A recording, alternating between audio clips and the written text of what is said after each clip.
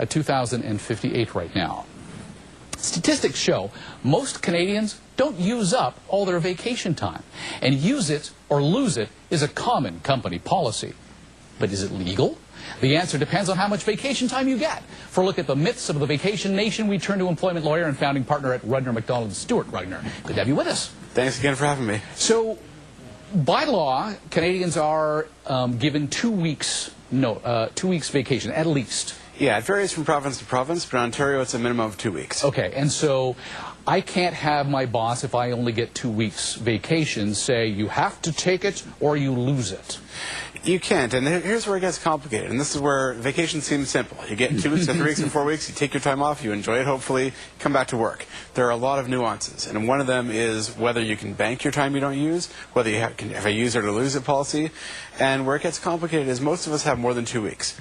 So by law, you have to take 2 weeks, and you literally have to take 2 weeks off. So if I take 1 week off of whatever my allocation is, my boss can call me up and say, listen, you're off for the next week. I've seen the very unusual situation where we've had clients who've had to force employees to take time off when they didn't want to, because if you don't, that's a breach of the Employment Standards Act. Now, an employer could get the employee to sign off and agree to it and get approval from the director of the ministry. But do you really want to go through that? It's a lot easier to make them take their 2 weeks, and if they have time beyond that, then you can either have use it or lose it or bank it. Okay, so let's get to that, because many Canadians have more than the minimum 2 weeks vacation. Say I have 4 weeks vacation. I take 2. I have 2 remaining. Am I allowed to indefinitely carry forward those 2 additional weeks?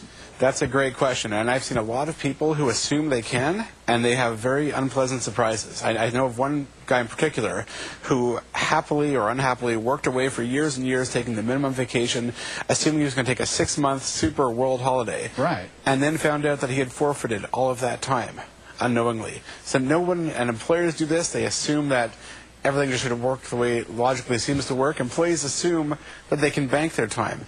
The best thing is to have a very clear policy, and that's what we do. We work with employers, draft very clear policies. They know what the rules are. Hopefully they convey that to the employees, who then understand what the rules are, and everyone knows how it works. Unfortunately, that doesn't always happen. Okay, so for example, the case here is we can carry it forward, but only for the 1 quarter. That sounds like a reasonable compromise? Yeah, and look, we work with a lot of employers, and I've seen a lot of different approaches. Some are very harsh, and they'll say use it or lose it, which beyond the statutory 2 weeks is acceptable. Some allow you to bank indefinitely, but most have some compromise. You can bank a week per year, but only have up to X number of weeks banked in total. So then what about the issue of when I can take my vacation time? We have a policy here, just to use us as an example again, of I have to provide 2 weeks notice for when I want to take my time off. But you're telling me that an employer can actually be the one to say, no, you'll take this week off. Employers can choose when vacation is taken. They can have blackout periods, and they can say this is our busy time, nobody takes vacation, or they can say only one person can be gone at a certain time, and if someone else has that week, then you're out of luck. But it's entirely up to the employer, and I've seen employees who leave it to the last minute, and I've seen this happen twice now, where somebody asked for time off, they were denied, and coincidentally came down with some sort of illness and brought in a doctor's note saying they had to be off for the exact same period of time. How suspicious. It doesn't look too much for your credibility. Well, we put up that graphic there. The third one on that list was of particular interest to me as well, about how the rules can change if you're a contract worker. That's one of the issues as well. But the one that really got me was the substitute day off. Maybe there's a holiday on a Friday, so I want to get a bit of that, so I'll take off the Monday through Thursday to give myself a full week, save a vacation day. Right. What of that Friday? Yeah, so if a statutory holiday falls during your vacation, that doesn't count as a vacation day. And you can either do the smart thing, which is add it on to your vacation at the beginning or the end, or you can just take it some other time during the year. But a lot of people give up vacation days because they don't realize that. So that Friday, still I'm technically owed a day off, even though I booked a vacation week. Yeah.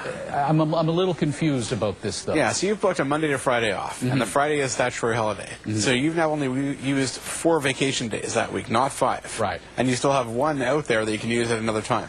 All right, so we can push that forward just as long as we don't bank it. Yeah, well, be careful about banking it, yes. Fascinating stuff. Stuart, good to have you with us. Thank you. Thank you again. Stuart Rudner is the founding partner at Rudner McDonald. Still ahead, the average price of a home in Toronto, it hit a record level again in June.